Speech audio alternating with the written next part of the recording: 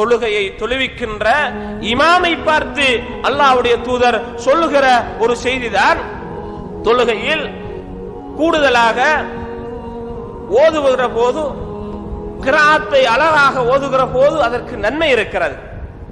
நீண்ட சூறாக்களை தொழுவிக்கிற போது அதற்கு நன்மை இருக்கிறது. ஆனால் அல்லாஹ்வுடைய தூதர் ஸல்லல்லாஹு அலைஹி வஸல்லம் அவர்கள் முதியவர்கள், மூத்தவர்கள், நின்று தொழ முடியாத நிலையில் கஷ்டப்படுகிறவர்கள் இருக்கிற போது அல்லாஹ்வுடைய தூதர் ஸல்லல்லாஹு அலைஹி வஸல்லம் சொல்கிறார்கள், ஃபமன் ஸல்லா பின்னாஸ் ஃபல்யுகஃபிஃப் ஃபஇன்ன ஃபீஹிம் அத்-தஈஃப வல் கபீர வதல் ஹாஜ. நபி அவர்கள் சொல்கிறார்கள், உங்களில் யாராவது தொழுவித்தால் அந்த தொழுகையை கஷ்டமில்லாமல் அவர் சுருக்கிக் கொள்ளட்டும்.